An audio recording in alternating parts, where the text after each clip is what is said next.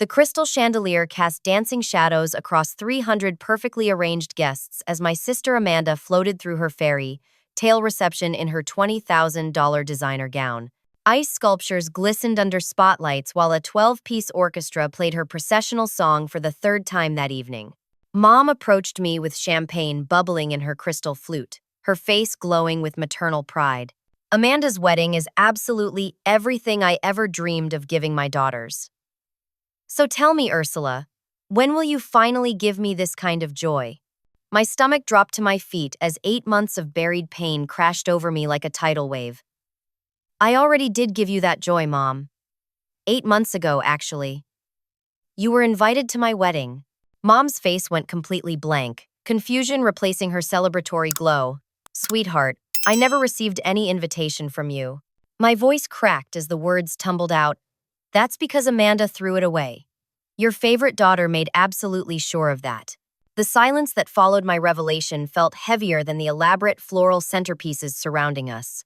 Mom's champagne glass trembled in her manicured hand as she processed what I had just confessed. I could see the genuine confusion in her eyes, and suddenly 8 months of believing my family had deliberately chosen to abandon me on my wedding day began to shift into something far more complex and painful. Let me take you back to where this all began. 8 months earlier, I was living my quiet, content life in Pine Ridge, Colorado, a small mountain town where I worked as a 5th-grade teacher at the local elementary school. That's where I met David, a fellow educator who taught 3rd grade down the hall from my classroom. David wasn't the kind of man who would impress my family on paper. He didn't drive a luxury car or wear expensive suits. He made $42,000 a year, lived in a modest 2-bedroom cottage, and spent his weekends building furniture in his garage workshop. But David was the kind of man who left handwritten notes in my lunch bag every morning. He knew I was afraid of thunderstorms, so during the spring storm season, he would stay on the phone with me until the lightning passed. When my car broke down on a Tuesday morning, he didn't just offer to drive me to work. He spent his entire weekend learning how to fix the transmission so I wouldn't have to pay for expensive repairs. Our relationship grew slowly and naturally over 18 months of shared coffee breaks, weekend hiking adventures, and quiet evenings reading books together on his front porch. When David proposed to me during a sunrise hike to Eagle's Peak, with a ring he had designed himself using a stone we found together on our first mountain climbing expedition, I knew I had found something real and lasting. I envisioned our wedding as an intimate celebration that reflected who we truly were as a couple. I wanted 30 of our closest family members and friends gathered in the small meadow chapel that overlooked the valley where we both worked.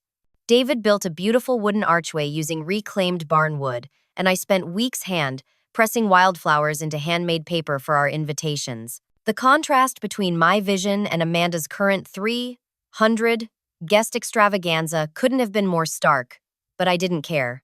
I was planning a celebration of love, not a social media spectacle. During our annual family dinner in March, I personally delivered Amanda's invitation. I had driven 4 hours to Denver specifically to share this moment with her.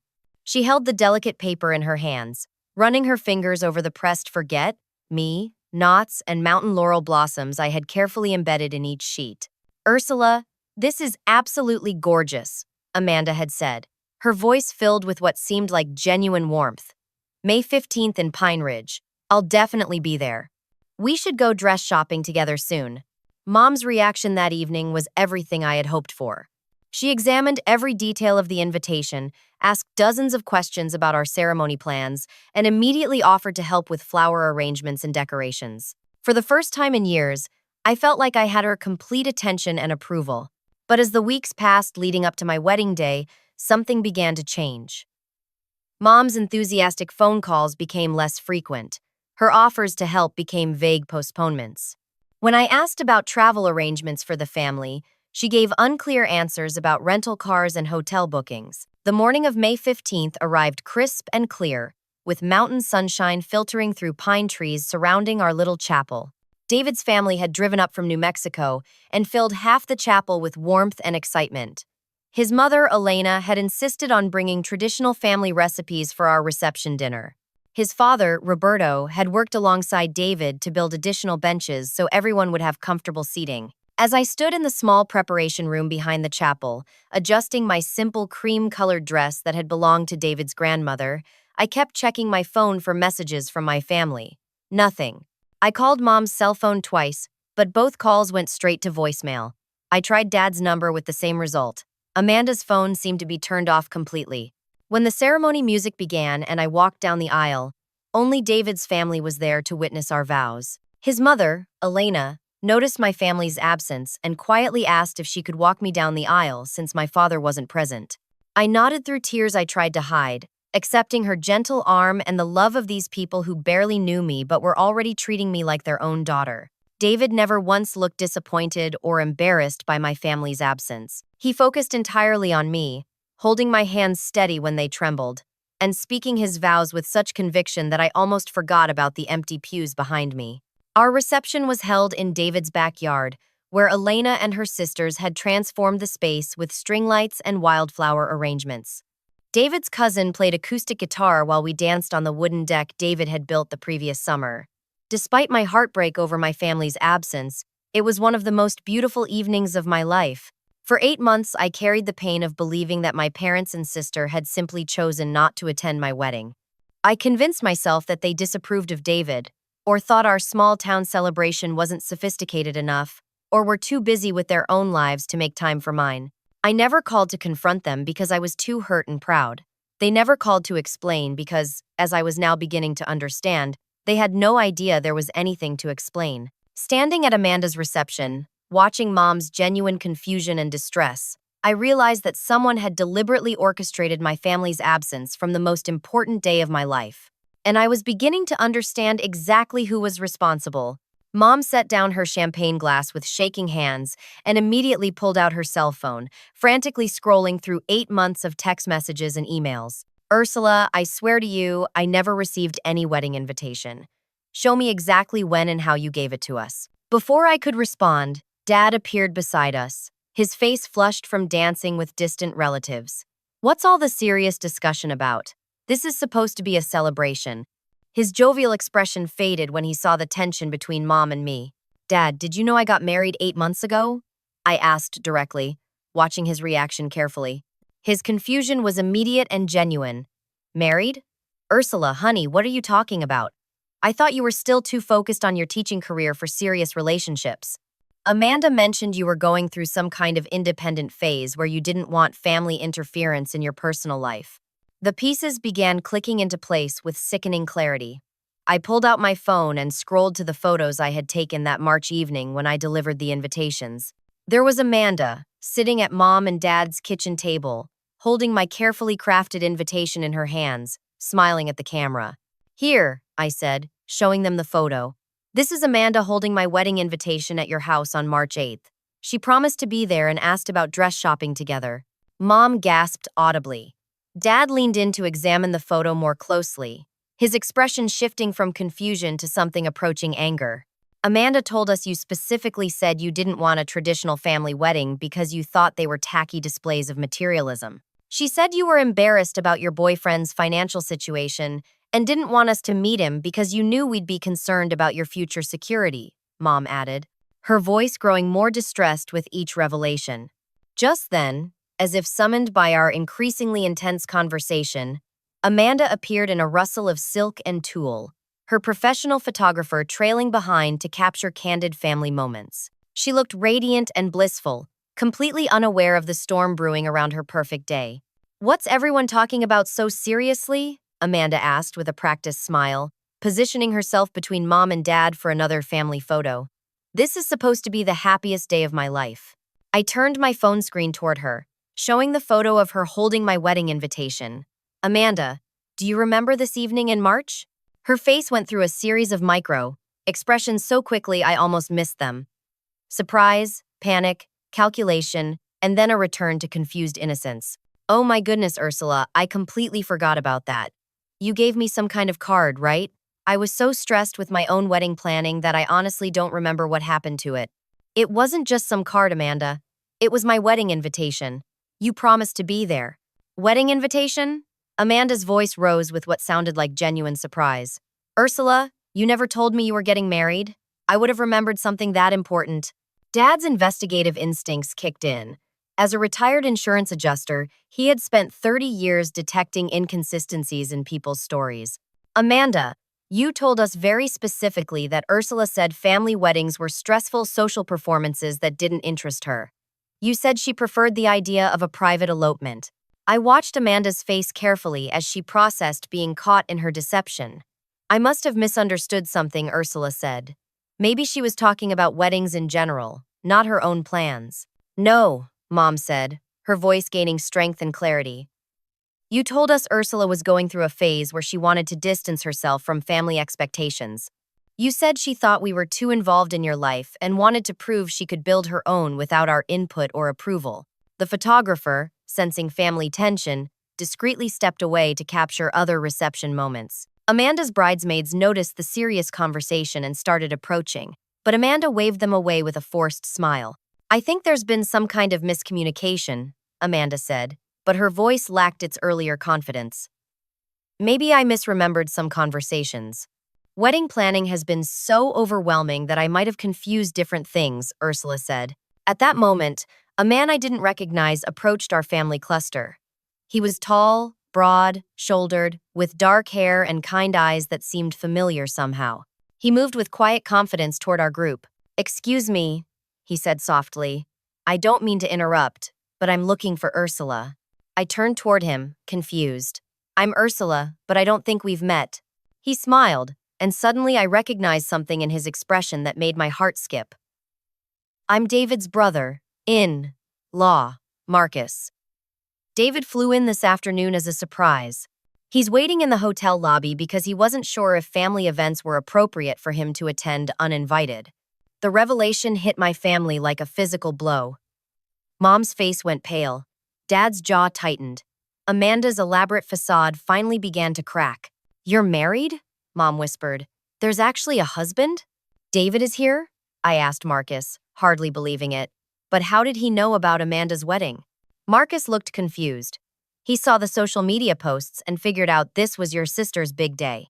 He took emergency leave from school and flew out because he thought you might need emotional support dealing with family stress. He mentioned that your family didn't attend your wedding and he was worried about how difficult this might be for you. The silence that followed was deafening.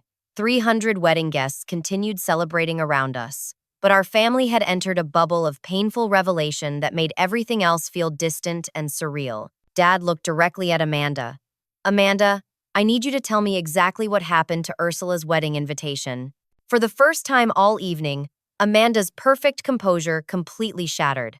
Amanda's carefully applied makeup began to smudge as tears formed in her eyes.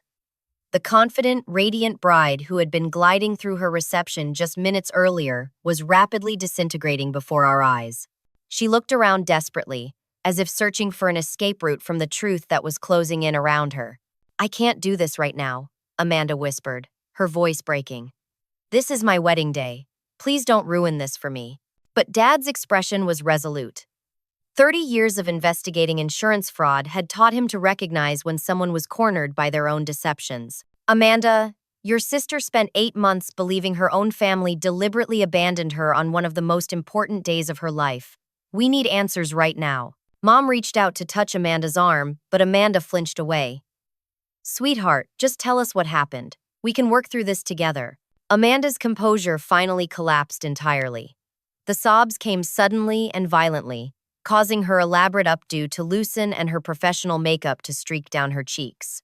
Several wedding guests began to notice the family drama unfolding, but Amanda seemed beyond caring about appearances. I threw it away, she confessed between gasping breaths. I threw away the invitation and I told you lies about what Ursula wanted because I couldn't stand the thought of you all seeing how happy she was. The admission hit like a physical blow. Mom sank into a nearby chair, her face stricken with horror and guilt. Dad's hands clenched into fists at his sides. I felt a strange mixture of vindication and heartbreak, finally hearing the truth I had suspected but couldn't prove. Why? I asked, though my voice came out smaller than I intended. Why would you do that to me? Amanda's tears continued as she struggled to explain something that seemed to surprise even her. Because your life with David is everything I pretended mine was going to be. And I couldn't bear for Mom and Dad to see the difference. She gestured wildly at the elaborate reception surrounding us. All of this is fake, Ursula. Everything about my relationship with Brandon is performance and calculation. He doesn't love me. I don't think he's even capable of love. Marcus, who had been standing quietly nearby, stepped forward. Should I get David? This seems like something he should hear directly. I nodded, too emotionally overwhelmed to speak. Marcus headed toward the hotel lobby while Amanda continued her devastating confession. I've been following your social media for 2 years, watching you and David together. The way he leaves notes in your lunch bag, how he builds furniture for your classroom, the hiking trips where you both look genuinely happy. I kept thinking about how different that was from my relationship with Brandon. Mom found her voice. Amanda, what do you mean about Brandon not loving you? Amanda laughed bitterly through her tears. Brandon proposed to me because I'm a strategic asset for his marketing company. I give him access to Dad's business connections and social status. He told me that directly during our engagement party when he'd had too much to drink. Dad's face darkened. He told you what? He said marrying me was the smartest business decision he'd ever made because I came with built in networking opportunities and family money. When I got upset, he explained that modern marriages should be practical partnerships, not fairy tales. I felt sick listening to Amanda's description of her relationship. Despite everything she had done to me, I couldn't help feeling horrified by what she was describing. But you seem so happy, Mom said weakly. All the photos on social media, the expensive dates, the elaborate vacations, those were all Brandon's ideas. He insisted we document everything to build his professional image. The expensive restaurants were chosen because potential clients would see us there. The vacation destinations were picked for business networking opportunities. I haven't had a genuine conversation with him in months. Just then, David appeared beside Marcus, looking concerned and confused. He was still wearing his travel clothes, having come directly from the airport. The contrast between his rumpled shirt and jeans and the formal elegance of the wedding reception was stark, but he moved toward me with the same quiet confidence that had first attracted me to him. Ursula, what's happening? Marcus said there was some kind of family emergency. I introduced David to my parents properly for the first time, watching their faces as they met the man I had married 8 months earlier without their knowledge. David's natural warmth and genuine concern for my well-being was immediately apparent, even in these stressful circumstances. David, I need to tell you something that's going to be difficult to hear, I began. But before I could continue, Amanda interrupted. I need to tell you all something else, Amanda said, her voice gaining strength through desperation. Brandon is only marrying me to get access to my inheritance, and I've already signed papers giving him control of my trust fund. The revelation landed like a bomb in our family circle. Mom gasped audibly. Dad's expression shifted from disappointment to alarm. David immediately stepped closer to me, his protective instincts activated by the escalating family crisis. At that moment, a drunken laugh carried across the reception area. We all turned to see Brandon at the bar, raising his glass toward a group of business associates, clearly celebrating something beyond his wedding day. And that's when our family drama took a turn that none of us could have anticipated. David's legal background immediately activated when Amanda mentioned signing financial papers. As a former paralegal who had worked in family law before becoming a teacher, he recognized the serious implications of what Amanda had just confessed. Amanda, when you say you signed papers giving Brandon control of your trust fund, what exactly do you mean? David asked, his voice carrying professional concern rather than family drama. Before Amanda could answer, Brandon's voice carried loudly across the reception area. He was standing at the bar with several business associates, clearly intoxicated and speaking without any awareness that his conversation might be overheard by family members. The brilliant thing about marrying into established money is that these families never expect someone to actually research their financial assets before proposing, Brandon was saying, gesturing expansively with his whiskey glass. Amanda's grandmother left a trust fund worth $2.8 million that she gets access to on her 30th birthday. That's 6 months away. Marcus and David exchanged glances.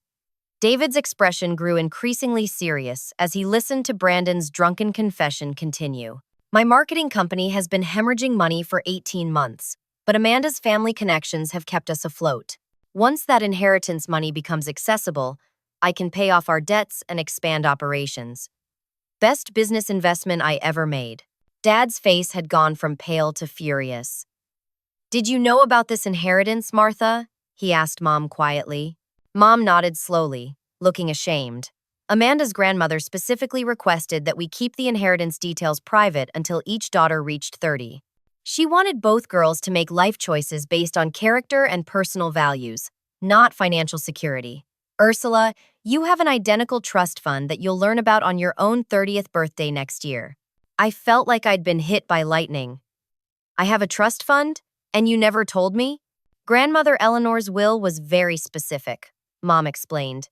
She watched too many wealthy families destroy their children's motivation and character by giving them too much financial security too early. She wanted you and Amanda to choose careers, relationships, and life paths based on your own values and goals. David's expression grew more concerned as he processed this information. Amanda, did Brandon know about this inheritance when he proposed to you? Amanda nodded miserably. He hired a private investigator to research my family's financial background before we started dating. I found the investigator's report in his apartment 6 months ago. It detailed everything about our family's assets, including both trust funds. Brandon's voice continued carrying across the reception. The key was making her believe it was romantic rather than transactional. Women respond to grand gestures and expensive gifts.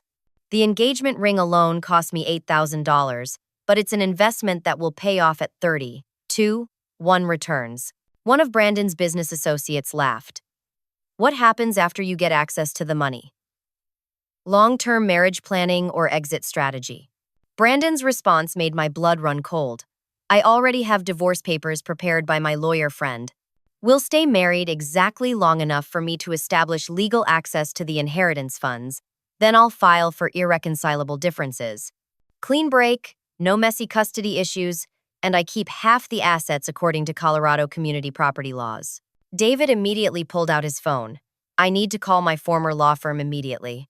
If Brandon has been planning financial fraud for over a year, and if Amanda signed documents while under emotional duress or medication, there might be legal recourse. Amanda looked confused. What do you mean by medication? You mentioned earlier that you've been taking anxiety medication and seeing a therapist. Were you taking prescription medication when you signed financial documents with Brandon? Amanda's face went pale as she realized the implications. Yes, I was taking Ativan for panic attacks during the wedding planning stress. Brandon said the papers were just standard financial planning documents that married couples typically sign. He had his lawyer friend prepare them and told me they were for tax purposes. David's expression grew grim. Amanda, contracts signed while under the influence of medication that impairs judgment can be legally challenged, especially if one party deliberately took advantage of the other's compromised mental state. Just then, Brandon appeared beside our family group, swaying slightly from alcohol consumption. His earlier jovial demeanor vanished when he noticed the serious conversation and David's presence. "Who's this guy?" Brandon asked, his voice carrying an edge of suspicion and aggression. "I don't remember seeing him on the guest list." David extended his hand professionally. "I'm David Martinez, Ursula's husband. I flew in this afternoon as a surprise." Brandon's reaction was immediate and telling. His face flushed with anger rather than embarrassment at being caught discussing his wife's finances. "Husband? Amanda never mentioned you were married, Ursula. Interesting timing for a family reunion." The threat in Brandon's voice was unmistakable. David stepped slightly in front of me, his posture shifting from casual to protective. Amanda noticed the change in Brandon's demeanor and moved closer to Mom and Dad. "Brandon, maybe we should go back to mingling with the wedding guests," Amanda suggested nervously. "People are probably wondering where we are." "I think we need to finish this conversation first," Brandon said, his voice growing more aggressive. "It sounds like there's been some family financial planning discussions that I should be included in." That's when Marcus quietly mentioned that he had been recording Brandon's conversation at the bar on his phone, and everything we thought we knew about the situation was about to change completely. Marcus held up his phone, showing a clear video recording of Brandon's entire conversation at the bar. "I started recording when I heard him talking about marriage as a business investment. I thought Ursula should know what kind of person her sister married." Brandon's face immediately shifted from aggressive confidence to barely controlled panic. "You can't record private conversations without consent. That's illegal." David's legal training kicked in immediately. Actually, Colorado is a one-party consent state for recording conversations. As long as one participant knows about the recording, it's completely legal. And since this was a public venue with multiple witnesses, there's no expectation of privacy. Brandon lunged toward Marcus, trying to grab the phone, but David stepped between them. I wouldn't recommend that. Assault in front of multiple witnesses won't help your legal situation. Amanda was staring at her new husband with growing horror. Brandon, is everything he recorded true? Did you really hire an investigator to research my family's money before we started dating? Brandon's mask finally slipped completely. Don't act so innocent, Amanda. You think I would have spent 2 years pretending to care about your boring teaching stories and family drama if there wasn't significant financial benefit? You're not exactly intellectually stimulating company. The cruelty in his voice stunned everyone into momentary silence. Mom actually stepped back as if she'd been physically struck. Dad's hands clenched into fists, and I could see him calculating whether intervening physically would make the situation worse. Amanda's face crumpled, but this time her tears seemed to carry relief along with heartbreak. So none of it was real. The romantic dinners, the surprise vacations, the elaborate proposal. None of it meant anything to you. It meant $2.8 million to me, Brandon replied coldly, which is more than you've ever been worth as a person. David pulled out his phone and began dialing. I'm calling my former law firm. They specialize in financial fraud and elder abuse cases. Amanda, you need legal representation immediately. Brandon's panic escalated. You can't prove anything. Amanda signed those documents voluntarily. She was excited about our financial planning for our future together. Actually, David said calmly while waiting for his call to connect, coercing someone to sign legal documents while they're taking medication that impairs judgment is textbook financial fraud. Especially when you deliberately researched their assets beforehand and developed a relationship strategy specifically to access those assets. Amanda found her voice again. Brandon, I was taking Ativan twice daily when you had me sign those papers. You told me they were routine marriage documents, not trust fund access forms. I was barely able to concentrate on anything during that period. Marcus stepped forward, still holding his phone. The recording also captured you discussing previous victims in Texas. Should we mention that part? Brandon's face went completely pale. What are you talking about? You mentioned a previous girlfriend from Texas whose college fund you accessed before disappearing. You called it practice for this situation. David's phone call connected, and he stepped slightly away to speak with his legal contacts. I could hear him explaining the situation in professional terms, mentioning financial fraud, elder abuse statutes, and the need for emergency legal protection. Brandon suddenly grabbed Amanda's arm roughly. We're leaving. This is our wedding day, and I'm not letting your family ruin it with these ridiculous accusations. But Amanda pulled away from him with surprising strength. No, Brandon. For the first time in 2 years, I'm seeing you clearly. And I'm not going anywhere with you. Dad finally intervened. Son, I think it's time for you to leave this reception. Security can escort you out quietly, or this can become much more public and embarrassing. Brandon looked around our family circle, realizing that his control over the situation had completely evaporated. His expression shifted from anger to calculation, and I could practically see him reassessing his options. Fine, he said, his voice returning to false calm. Amanda, when you're done with this family therapy session, you'll remember that you're legally married to me now. Community property laws mean I have access to everything you own, regardless of what these people think they can prove. David finished his phone call and rejoined our group. Actually, Brandon, my legal team is very interested in your case. Apparently, you're wanted in Texas for financial crimes involving a previous romantic relationship. The FBI has been looking for you for 8 months. The color drained completely from Brandon's face. Within minutes, everything we thought we understood about Amanda's marriage was about to be revealed as part of a much larger criminal operation. David's revelation about Brandon being wanted by law enforcement sent shockwaves through our family circle, but Brandon's reaction confirmed our worst fears. Instead of protesting his innocence, he began looking around the reception venue like a trapped animal searching for escape routes. You're bluffing, Brandon said, but his voice lacked conviction. You can't just make phone calls and suddenly produce FBI investigations. David remained calm and professional. My former law firm has connections with federal investigators who specialize in romance, fraud, and identity theft. Your pattern of targeting women from wealthy families, researching their financial assets, and manipulating them into marriage for monetary gain fits a very specific criminal profile. Marcus continued recording while David spoke with his legal contacts. Within minutes, additional information began emerging that painted an even darker picture of Brandon's activities. Brandon Williams isn't even your real name, is it? David asked, reading from notes he was taking during his phone conversation.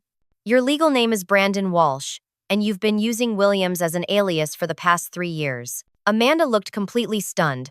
That's impossible. I've seen his driver's license, his passport, his business registration papers. All fraudulent documents, David explained. Professional, quality forgeries that cost significant money to produce. This isn't some improvised scheme, Amanda. This is organized fraud involving multiple states and federal crimes. At that moment, several men in dark suits began moving casually through the reception guests, clearly law enforcement officers trying to blend into the crowd. Brandon noticed them immediately and his panic escalated dramatically. Amanda, we need to leave right now, he said, grabbing her arm again more forcefully. Your family is destroying our marriage with these insane conspiracy theories. But Amanda had reached her breaking point. Months of anxiety, medication, therapy, and growing doubts about her relationship crystallized into sudden clarity and strength. No, she said firmly, pulling away from his grip. I'm not going anywhere with you. I want to know exactly who I married and what you've done to other women. Brandon's facade of civilized behavior completely cracked. You stupid girl, you have no idea what you're giving up. That money could have set us both up for life. Instead, you're choosing to believe these people who couldn't even be bothered to attend your sister's pathetic little mountain wedding. The comment was meant to hurt and divide our family, but it had the opposite effect. For the first time in years, Mom, Dad, and I instinctively moved closer together, creating a protective barrier around Amanda. Actually, I said, finding my voice and my strength, my wedding was beautiful and genuine, surrounded by people who actually cared about David and me. Unlike this performance you've been putting on for 2 years. One of the law enforcement officers approached our group, showing his credentials discreetly. Mrs. Williams, I'm Agent Rodriguez with the Colorado Bureau of Investigation. We need to speak with your husband about his involvement in several federal investigations. Brandon made a desperate attempt to run, but Marcus and David blocked his path while Agent Rodriguez and his colleagues moved into position. The arrest happened quickly and quietly, with most wedding guests remaining unaware of the drama unfolding near the family seating area. As Brandon was led away in handcuffs, he turned back toward Amanda with pure venom in his expression. You'll regret this. You have no idea how to function without someone managing your life for you. You'll be crawling back within 6 months, begging me to forgive you. But Amanda stood straighter than I had seen her stand in years. The only thing I regret is wasting 2 years of my life believing your lies. I'd rather be alone forever than spend another day pretending our relationship was real. The immediate crisis was over, but the emotional aftermath was just beginning. Amanda's perfect wedding had become a crime scene investigation. 300 guests were beginning to notice that the groom had disappeared, and family members were speaking intensely with law enforcement officers. Mom approached Amanda with tears streaming down her face. Sweetheart, I'm so sorry we didn't see what was happening to you. We failed you completely. Dad wrapped both Amanda and me in a bear hug that lasted several minutes. Girls, we have a lot to talk about and a lot to repair. But right now, we need to focus on supporting each other through this crisis. David stepped closer to me, taking my hand for the first time since arriving at the reception. Ursula, I know this is overwhelming, but I think you should know that your family's love for you is genuine, even if their actions haven't always reflected it properly. Agent Rodriguez returned to our group with additional information. Mrs. Williams, your husband was involved in a multi-state romance fraud operation that targeted at least 12 women over the past 5 years. You're very fortunate that your family intervened when they did. As the reality of Amanda's situation sank in, our family faced the challenge of healing from years of miscommunication, favoritism, and buried resentments. But for the first time in longer than I could remember, we were finally ready to have honest conversations about who we really were and what we actually meant to each other. The reception continued around us, but our family had entered a different kind of celebration entirely. 3 months later, I stood in my kitchen in Pine Ridge, preparing Sunday dinner for my family. The mountain view through my window was spectacular that October afternoon, with aspen trees turning brilliant gold against the deep blue Colorado sky. David was setting our dining room table for 6 people, something that would have been unimaginable just a few months earlier. Amanda arrived first, driving the modest used Honda she had purchased after selling the luxury car Brandon had insisted she needed for appearances. She looked healthier than I had seen her in years. Her hair was shorter and more natural. She wore comfortable jeans and a soft sweater instead of designer clothing. And most importantly, she smiled like she genuinely meant it. "How was work this week?" I asked as she helped me arrange wildflowers David had picked during his morning hike. "Actually wonderful," Amanda said, and I could hear the surprise in her own voice. "I never thought I'd enjoy working at a small bookstore, but there's something so peaceful about helping people find exactly the right book for what they're going through in their lives." Amanda had taken a job at the local independent bookstore in Denver after deciding to completely restructure her life. Her salary was a fraction of what she had earned in marketing, but she was discovering interests and values that had been buried under years of pursuing status and appearances. "Any updates on the legal situation?" David asked as he joined us in the kitchen. "Brandon was sentenced to 7 years in federal prison last week," Amanda reported.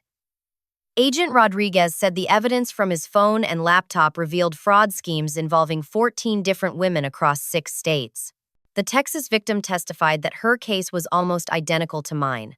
Mom and Dad arrived together, carrying flowers from their garden and a homemade apple pie. The tentative awkwardness that had characterized our first few family gatherings was gradually being replaced by genuine warmth and connection.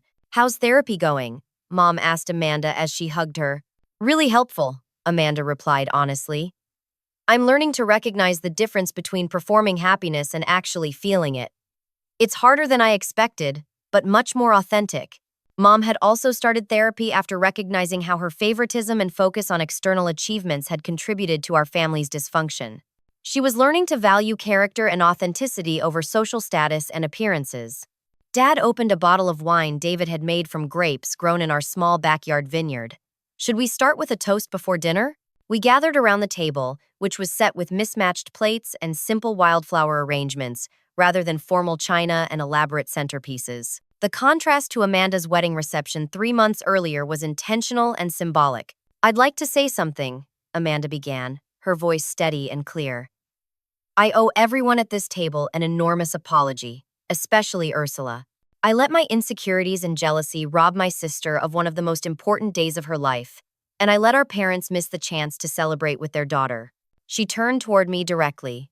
"Ursula, your marriage to David represents everything authentic and beautiful that I convinced myself didn't exist. I was wrong to sabotage your wedding, and I was wrong to believe that love had to be performed rather than simply lived." I reached across the table to take Amanda's hand. "I forgive you completely, and I'm proud of how brave you've been in rebuilding your life based on your own values rather than other people's expectations." Mom wiped tears from her eyes. "I need to apologize to both of my daughters. I spent so many years focusing on achievements and appearances that I forgot to notice the character and kindness that actually matter.